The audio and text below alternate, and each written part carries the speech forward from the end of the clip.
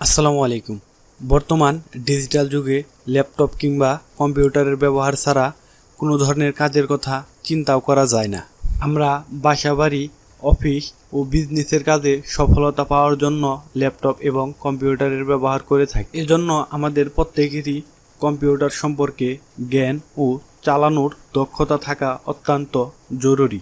এজন্য আমি আপনাদের কম্পিউটার সম্পর্কে জ্ঞান দেওয়া এবং অভিজ্ঞ করে তোলার জন্য অনলাইন ভিত্তিক ভিডিও ক্লাস নিয়ে এসেছি।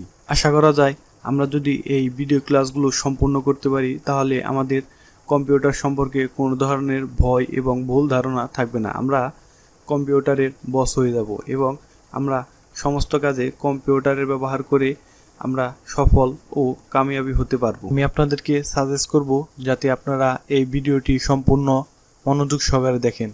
হয়তো এই ভিডিওটি একটু লম্বা হবে, কিন্তু আপনারা যদি মনোযোগ সহকারে একটু সময় নিয়ে এই ভিডিওটি দেখেন তাহলে আপনারা কম্পিউটার সম্পর্কে সব কিছু শিখতে পারবেন এবং কম্পিউটার চালাতে আপনাদের আর কোনো অসুবিধাই হবে না। আমি মনে করি আপনারা এই অনলাইন ভিত্তিক কোর্সগুলোতে যে পরিমাণ শিক্ষা গ্রহণ করতে পারবেন, একাডেমিক ভিত্তিক কোর্সগুলোতে আপনারা তা পারবেন না।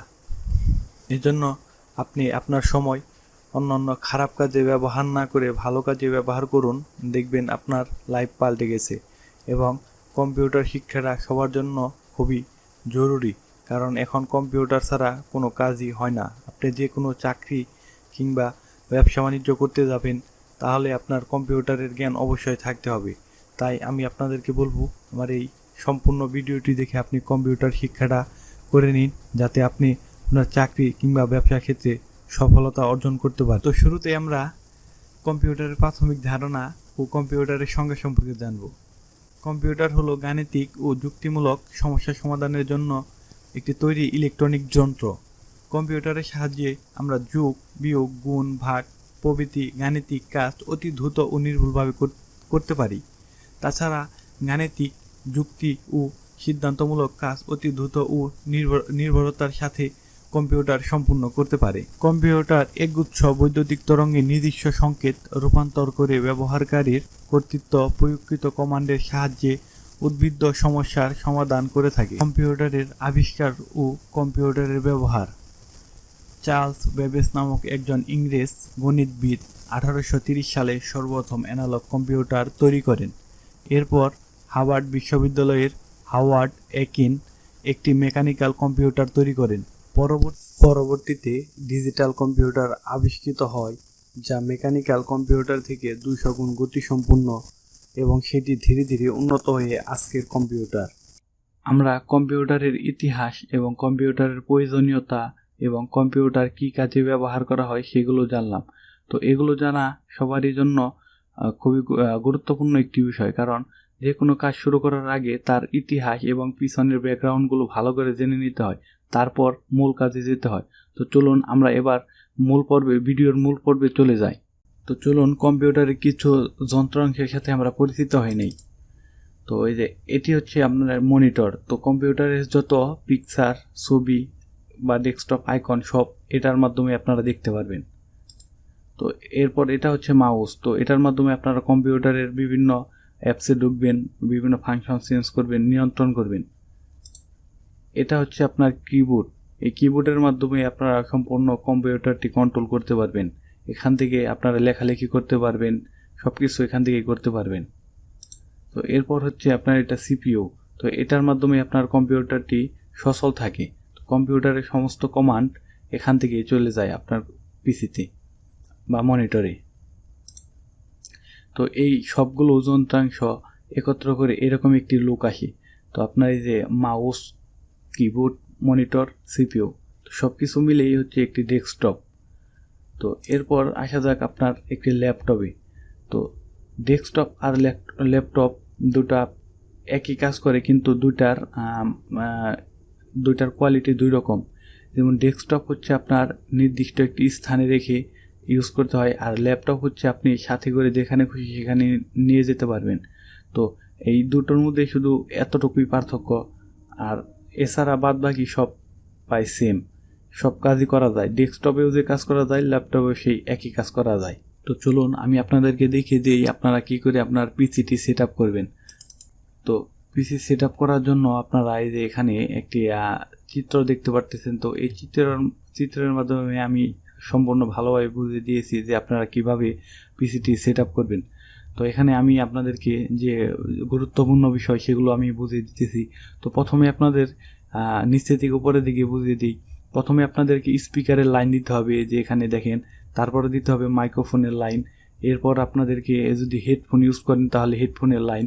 এরপর হচ্ছে আপনাদের ওয়াইফাইয়ের যে কেবলটি থাকবে তো সেটি এখানে দেবেন। এরপর যে এগুলো ইউএসবি, আপনার এই যে মাউসের কিবোর্ডের যে ইউএসবি থাকে, ও তো এই ইউএসবিগুলো যে কোনো একটা লাগিয়ে দিলে হচ্ছে। তারপর আপনার এইচডিএমআই, অনেক কম্পিউটার আছে যে এইচডিএমআই থাকে এবং অনেক কম্পিউটার আছে আপনার ভিজিএ পোর্ট থাকে। তো আপনার যেটি আছে তো সেটি মনিটরের সাথে কানেক্ট করে নেবেন। ভিজিএ পোর্ট থাকলে ভিজিএ পোর্ট দিবেন, আর এইচডিএমআই থাকলে এইচডিএমআই দিয়ে দিবেন। তো এখান থেকে আপনারা একটি পোর্ট নিয়ে আপনার মনিটরের পিছনে দেখবেন একটি এইচডিএমআই এর অপশন আছে বা ভিজিএ পোর্টের অপশন আছে, তো সেখানে লাগিয়ে দিবেন। তো এরপর হচ্ছে আপনার উপরে দেখেন আরও দুইটি ইউএসবি পোর্ট আছে। তো এগুলো যদি এক্সট্রা কারো প্রয়োজন হয়, যেমন অনেকে আপনার প্রিন্টার ইউজ করে, এগুলো ইউজ করে, তো সেজন্য এক্সট্রা করে রেখে দিয়েছে। তো এরপর সর্বশেষ যেটা হচ্ছে আপনার পাওয়ার ইন। তো পাওয়ার সাপ্লাইয়ের জন্য আপনার এরকম একটা কেবল দিয়ে দেবে। তো কেবলটি এখানে লাগিয়ে আপনার পিছনের অংশটুকু আপনারা বাসার বিদ্যুৎ লাইনের সাথে লাগিয়ে দিবেন, তাহলে আপনাদের এই সেট আপটি সম্পূর্ণ হয়ে যাবে।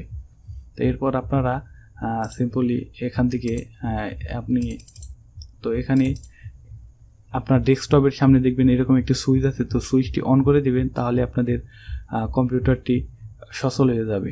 কম্পিউটার চালু করার পর আপনাদের সামনে ঠিক এরকম একটি লোক আসবে। তো আপনারা এখন অনেকেই ভাববেন যে কম্পিউটার তো চালু করলাম, এখন বন্ধ করব কিভাবে। তো কম্পিউটার বন্ধ করার জন্য আপনারা এখানে মাউসের যে কার্সর যে পয়েন্টটা আছে, তো এই পয়েন্টটা এই নিচে একদম কর্নারে স্টার্ট বাটন।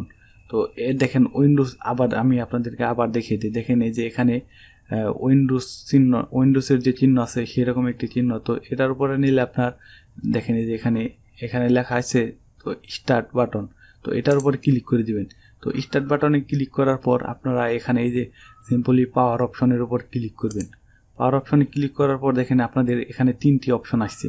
তো নিচেরটা হচ্ছে আপনার রিসেট।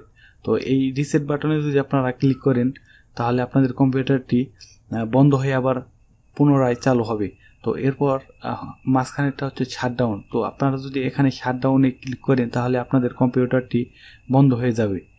তো এটা দিয়ে আপনার কম্পিউটারটি অফ করতে হবে। তো এখানে ক্লিক করলে কম্পিউটারটি বন্ধ হয়ে যাবে। তো আমি এখন ক্লিক করব না, কারণ এখানে আমার ক্লিক করলে আমার কম্পিউটারটি বন্ধ হয়ে যাবে। তো এরপর উপরেরটা হচ্ছে স্লিপ মোড। তো ধরুন আপনি অনেকক্ষণ কাজ করতেছেন না, আপনি কোথাও 5 মিনিট বা 10 মিনিটের জন্য যাচ্ছেন। তো যাওয়ার আগে আপনারা এখানে কম্পিউটারে সিম্পলি স্লিপ মোড করে যাবেন। স্লিপ মোড করে গেলে আপনার কম্পিউটারটি সচল থাকবে, কিন্তু সব জিনিসই অফ থাকবে, আপনার কম্পিউটারে কোনো কাজ করবে না। তো আপনি আবার যখন পুনরায় এসে মাউস কিংবা কিবোর্ডে কোনো একটি বাটনে প্রেস করবেন, তখন আবার কম্পিউটারটি আগের অবস্থায় সচল অবস্থায় এসে যাবে। তো আজকের ক্লাস এই পর্যন্তই।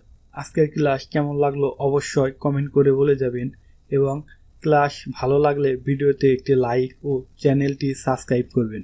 এছাড়া সব কয়টা ক্লাস একসাথে পেতে ভিডিওর ডিসক্রিপশন বক্স চেক করুন, অথবা চ্যানেলে ঢুকে প্লেলিস্ট চেক করুন।